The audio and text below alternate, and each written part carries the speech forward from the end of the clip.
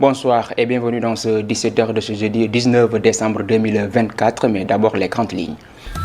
Au sommaire de cette édition, la qualité de l'air reste mauvaise aujourd'hui à Dakar avec des concentrations de particules très élevées dans l'air ambiant. Ainsi, l'ANACIM, les acteurs de la santé et la population préconisent des mesures barrières. À Saint-Louis, les jeunes qui évoluent dans le secteur informel, notamment dans la vente de produits au faubourg de Sor, dénoncent le manque de financement et appellent à une mise en place de projets d'accompagnement. À Kédougou, les acteurs de l'éducation sortent de leur mutisme et dénonce le déficit résiduel d'enseignants dans le département, une situation qui, selon eux, revient chaque année. La deuxième partie de cette édition, le dossier du jour, qui nous plongera dans l'activité et l'importance des radios communautaires, à l'exemple des radios Oxygène et Raibi FM, deux médias implantés à Pékin qui jouent un rôle clé dans la diffusion d'informations locales, et ce sera une affaire de Aminata Abdoulaye Wade et Barthélémy Ekoli. Mesdames et messieurs, tels sont les titres. Tout de suite, le développement. Je vous le disais tantôt dans les titres, la qualité de l'air reste mauvaise aujourd'hui à Dakar avec des concentrations de particules très élevées dans l'air ambiant. Le responsable du service prévision et réduction des risques à l'ANACIM indique que la vigilance doit être maintenue. Ainsi, il recommande également le port du masque en raison de l'exposition aux concentrations élevées de particules. Il s'est confié au micro de Maïfaï. La situation devrait s'intensifier au courant de la journée avec le renforcement des vents au niveau du désert, notamment sur la Mauritanie et le Mali. Et ce qui fait que les visibilités devront être réduites davantage sur l'ensemble du pays le jeudi. Et cette situation, cette poussière va, comme je disais tout à l'heure, donc se dissiper progressivement le week-end. D'autre part, nous avions fait également une alerte relative à la fraîcheur. Comme vous le constatez, les températures ont connu une baisse considérable par rapport à la situation que nous avions vécue durant le week-end. Ce qui fait que des valeurs assez basses ont été notées la nuit et des valeurs qui ont même atteint 15 degrés Celsius sur certaines localités du territoire, voire 17 degrés. Et cette situation risque de perdurer et même voire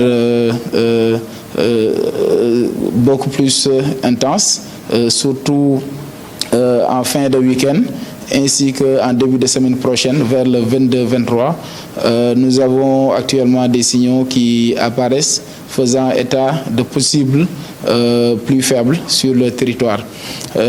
Toutefois, nous allons mettre à jour l'alerte aux besoins pour que les populations puissent prendre les dispositions nécessaires. La couche de poussière qui recouvre la capitale représente un danger accru pour la santé et bouleverse le quotidien des populations. Conscients des risques, les habitants redoublent de vigilance en prenant toutes les préoccupations nécessaires, notamment pour protéger leurs enfants. Reportage Modou Diouf. À Dakar, le ciel habituellement bleu est recouvert d'un épais brouillard de poussière, donnant une teinte jaunâtre à l'atmosphère. Partout dans la capitale, la visibilité est réduite, compliquant les déplacements des populations. Cette situation n'est pas sans impact sur la santé publique, poussant la population à adopter des mesures préventives. Nous tous savions que la poussière n'est pas bonne pour la santé, c'est vrai, mais il faut comprendre que nous, Jakartaman et autres personnes également, avons l'habitude de manger dans la rue tout en sachant que c'est dangereux. Mais avec le climat qui sévit, nous sommes obligés de nous protéger, soit en mettant les masques, sinon également mettre les lunettes pour éviter également cette poussière qui sévit, en tout cas dans Dakar. Cet épisode poussiéreux, devenu de plus en plus fréquent, affecte particulièrement les enfants et les personnes souffrant de maladies respiratoires. Le fait de particules qui est là et qui va aussi impacter la santé de l'enfant puisqu'on est là pendant une longue durée. Autant donc ne pas amener l'enfant, et ici plus qu'ailleurs, laver le nez de l'enfant avec du sérum physiologique. Cette mesure concerne aussi les grandes personnes qui peuvent avoir des poumons fragiles, qui sont des sujets fragiles. Consciente des dangers, cette mère de famille redouble de précautions pour protéger ses enfants. Les surveiller, les accompagner à la maison, leur laver et puis leur faire porter des masques. À leur arrivée de l'école, leur monopoliser dans la maison pour qu'ils ne sortent pas.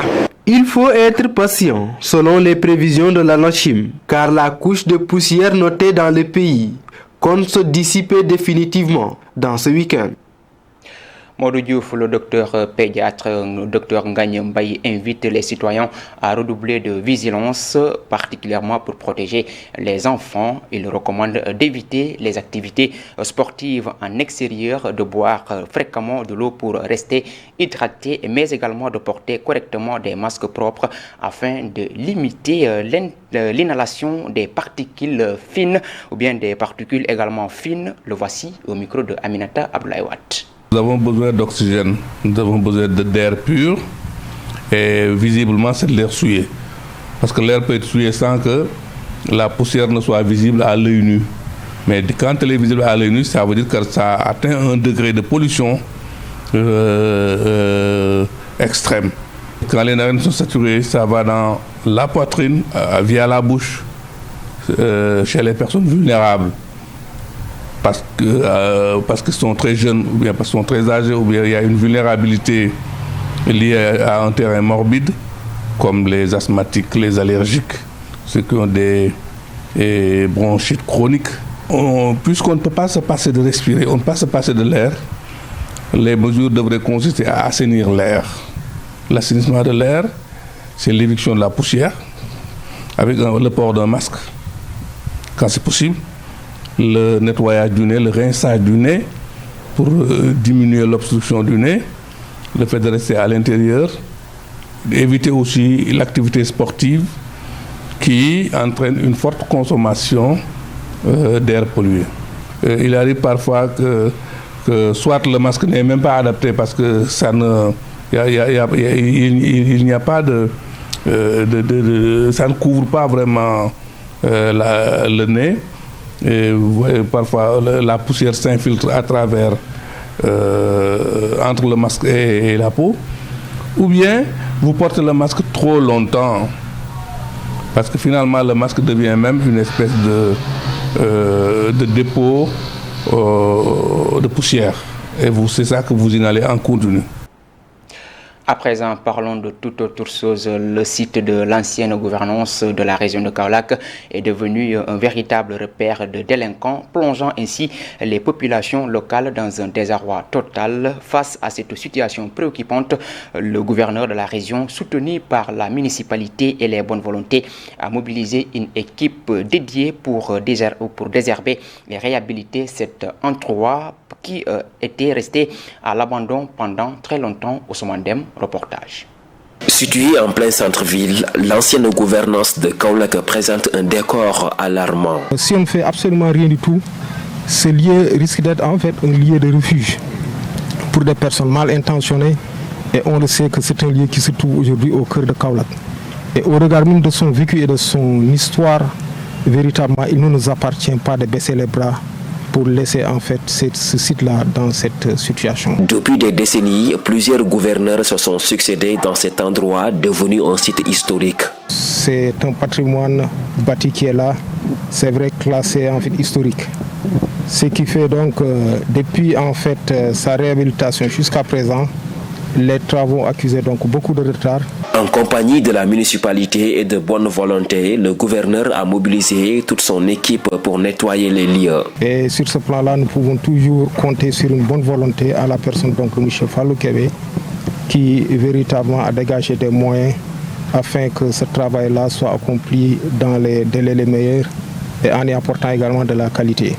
Nous étions également accompagnés de M. le maire Serigne Mboup, qui également à l'occasion nous a exprimé toute sa bonne volonté véritablement à être aux côtés de l'administration pour ensemble que l'on essaie donc de relever ce défi consistant véritablement à assainir ce lieu-là. S'attaquer à la lancinante question de l'insalubrité, c'est l'objectif que s'est fixé le tout nouveau gouverneur de la région de Kaolack. À Saint-Louis, la plupart des jeunes évoluent dans le secteur informel, notamment dans la vente de produits au faubourg de Sor. Bien que leurs activités soient parfois suffisantes, ils parviennent à subvenir à certains de leurs besoins. Toutefois, ils dénoncent le manque de financement qui freine leurs activités et appellent les autorités à mettre en place des projets d'accompagnement pour l'entrepreneuriat des jeunes et des femmes à Saint-Louis. Nassadio, reportage. Secteur informel à Saint-Louis. Exerçant de petits commerces dans les coins et recoins de la ville, ces différents acteurs se battent au quotidien pour subvenir à leurs besoins. C'est nous qui devons nous battre pour s'en sortir. Nous attendons rien de l'État. J'ai fait pas mal de business comme le maraîchage entre autres. On te propose parfois des salaires insuffisants, raison pour laquelle nous préférons notre propre travail. Là, tu pourras satisfaire tes besoins comme il se doit. Elles jouent un rôle principal dans ce secteur, mais parfois ces femmes ne bénéficient pas de financement pour développer leur activité. Notre seul souci, c'est de n'avoir pas accès au financement. Si nous en avons bénéficié, cela pourrait nous aider à développer notre activité. Ce marchand ambulant estime que les jeunes ne peuvent rester dans leur pays pour entreprendre. Ce que nous cherchons dans les pays étrangers se trouve ici dans notre propre pays et nous devons nous battre pour l'avoir. Face à tous ces défis, ces acteurs plaident pour la mise en place de politiques efficaces capables de les aider à se développer. Et puis 200 millions de francs CFA, c'est l'enveloppe globale pour la réhabilitation du centre départemental d'éducation populaire et sportive de Sédhiou. L'annonce a été faite lors d'un CRD d'information et de partage sur le projet Yakar Jeunesse et Citoyenneté à l'initiative du consortium Jeunesse Sénégal et de ses partenaires. Christian Ndour, le chef du projet Yakar Jeunesse et Citoyenneté au sein du consortium Jeunesse Sénégal, est au micro de Oumar Sissi. Le projet Yakar Jeunesse Citoyenneté vise trois objectifs principaux et le premier, c'est vraiment le renforcement de capacité des organisations de jeunesse en termes de structuration, de gouvernance et vraiment de plaidoyer, et renforcer également toute la dynamique de plaidoyer des jeunes pour qu'ils puissent d'une même voix porter les questions qui les préoccupent au plus haut sommet de l'État.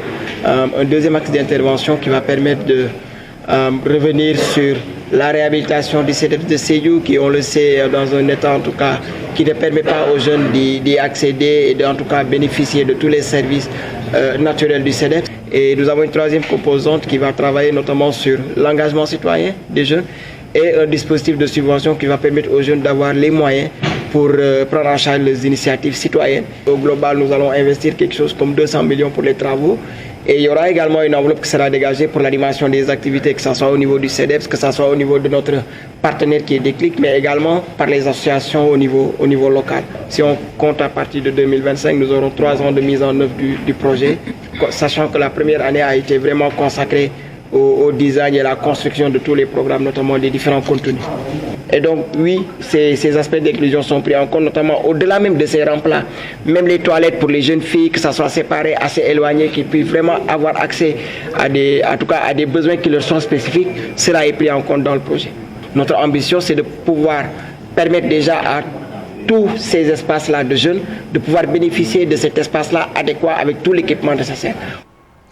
Parlons éducation à Kédougou. Les parents d'élèves et les chefs d'établissement ainsi que les élèves se sont exprimés sur le déficit résiduel d'enseignants dans le département, une revendication qui revient chaque année impactant les enseignements apprentissages.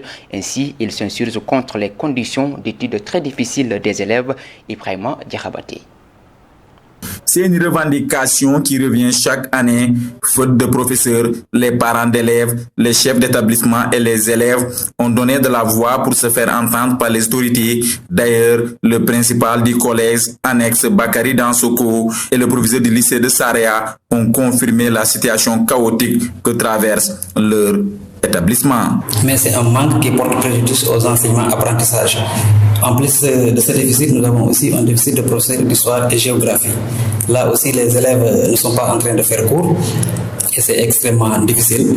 Ils réclament des professeurs, et bien sûr, principalement les professeurs. Et cela, je crois qu'on a discuté, on a évacué les 2 points passés, mais seulement pour le cas des professeurs, je pense qu'ils devraient pouvoir patienter. Ainsi, pour inviter les autorités à réagir au plus vite, les élèves du lycée commune 1 de Kédougou et du lycée de Saraya avaient protesté la semaine dernière contre l'insuffisance d'enseignants dans certaines disciplines. On a beaucoup de profs de maths, pas non seulement dans notre établissement, mais dans d'autres établissements aussi. Et ce qui n'est pas une bonne chose, parce que maintenant, dans ce monde, on est dans un monde numérique. Nous sommes confrontés à un manque notoire de professeurs à tous les niveaux. Cependant, nous lançons un appel aux autorités compétentes pour que notre situation puisse se décanter dans les meilleurs délais. Et nous disons également halte aux affectations massives dans notre établissement qui malheureusement ne sont presque jamais remplacées. Le président des parents d'élèves du lycée Massiriba de Kédougou a déploré le déficit résiduel d'enseignants qui est très visible au niveau de l'enseignement général comme au niveau de l'enseignement technique et de la formation professionnelle, où il y a cette année un gap très énorme d'instituteurs et de professeurs dans toute la région de Kédougou. Il y a partout des manquements, 3, 4, 5 professeurs, 3, 4, 5 professeurs qui manquent chaque année, de par-ci et par-là. Ça, vraiment, surtout les écoles, les lycées de Saraya ou bien de Salemata, et même de Kédougou. Même Kédougou en manque, à plus forte raison que les autres départements reculés. Le mouvement national de mutation des personnels enseignants de juillet a entraîné 213 départs et seulement 4 arrivées au sein de l'académie de Kédougou. Mesdames et messieurs, c'est la fin de la première partie de cette édition. Tout de suite, la deuxième partie. La deuxième partie de cette édition, je vous le disais dans les titres, Oxygène et Raibi FM, des radios communautaires implantées à Pékin, jouent un rôle clé dans la diffusion d'informations locales, véritables écoles de formation pour de nombreux jeunes reporters. Elles se distinguent par leur impact communautaire, bien que ces radios s'adaptent au développement numérique. Leur principal défi reste le manque de moyens financiers aggravé par l'interdiction de publicité. C'est un dossier de Aminata Abdoulaye et Barthélémy Kouli. Implantée en 1999 à Pékin, en banlieue dakaroise, la radio Oxygène a été fondée par des jeunes engagés. C'était animé surtout d'un esprit citoyen, tout simplement vouloir éveiller un peu vraiment donc les Sénégalais. Il est 13h passées de 14 minutes. L'actualité internationale sera présentée par Ousmane Diadj, à qui je dis bonjour. Bonjour, Kalsoum et bonjour à tous les auditeurs et auditrices de la radio Oxygène FM. En 2006, Raibi FM, une autre radio communautaire, est créée à Pékin par l'UNESCO. La radio Raibi FM est un produit du centre multimédia communautaire de Pékin-Guinaray. En fait, le centre multimédia communautaire, c'est un projet du gouvernement du Sénégal avec l'UNESCO dans le cadre de leur programme qu'on appelle les projets CMC à grande échelle. Les radios communautaires jouent un rôle crucial dans la diffusion d'informations sociales. Les radios communautaires, comme leur nom les indique, c'est des radios de proximité. Donc, c'est des radios qui sont au cœur des problématiques du développement économique, social et culturel. Ils doivent s'activer dans le domaine de la communication sociale, mais aussi dans le domaine de l'information de proximité. Oxygène et Raibi FM servent également de centre de formation produisant des professionnels respectés. Oxygène est devenu presque une école où tout le monde veut passer pour acquérir une certaine expérience, acquérir une certaine connaissance pour pouvoir s'envoler. Et nous avons noté que ceux qui ont eu la chance de travailler dans les radios communautaires sont devenus meilleurs même ceux qui sont été dans de 30 grandes écoles. Parce que les radios communautaires, quoi qu'on dise, sont aussi exigeants aussi dans la production de qualité. Cependant, elles rencontrent des difficultés financières majeures exacerbées par l'interdiction de la publicité. La radio Oxygène, comme toutes les radios communautaires, nous vivons des ressources très maigres. C'est ça en fait le nœud de la guerre. J'ai dit tout à l'heure que nous sommes une radio plus ou moins communautaire, mais nous avons les mêmes charges qu'une radio privée. Une loi que Taladjian, président de l'URAC, appelle à réformer. Par rapport à la loi, la publicité est interdite aux radios communautaires, mais c'est une loi qui est injuste. Dans certains pays qui nous sont très proches, on donne la possibilité aux radios communautaires de faire de la publicité à hauteur de 20% ou bien de 25% de leur budget selon les pays. Donc, je pense que cette formule-là peut, à mon avis, être adoptée au Sénégal pour permettre aux radios communautaires de faire de la publicité à hauteur de 25% de leur budget. L'essor du numérique a facilité le travail de ces radios. Je me rappelle quand nous démarrions la radio Oxygène, c'était avec les cassettes de magnétophone. Non, il fallait rouler, il fallait avoir donc votre bic et puis rouler, caler vous-même. Après, il y a eu effectivement maintenant les magnétophones, comment dirais-je encore, les dictaphones, maintenant avec l'ère numérique. Alors, tel n'est plus le cas. Raïbi FM s'est même doté d'un studio de télévision pour mieux servir la communauté.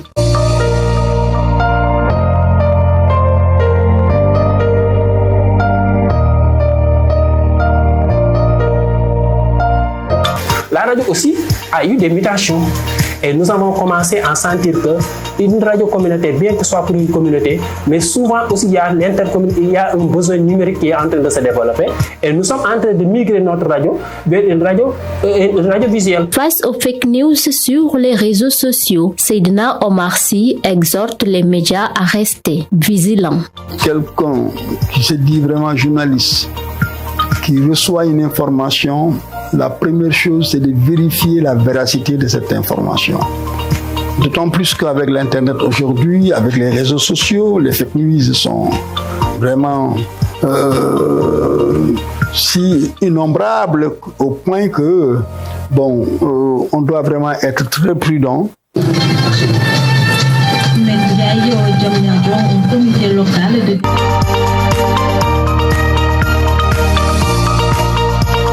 Plus de 130 radios communautaires existent au Sénégal, continuant de jouer un rôle vital pour le développement communautaire, tout en ayant besoin de plus de soutien pour accomplir pleinement leur mission.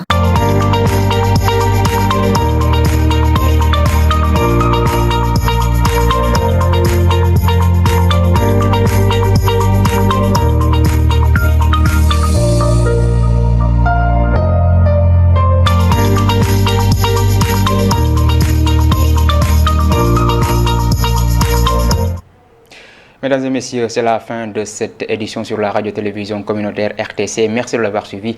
L'information continue sur www.iracsenegal.sn. Au revoir.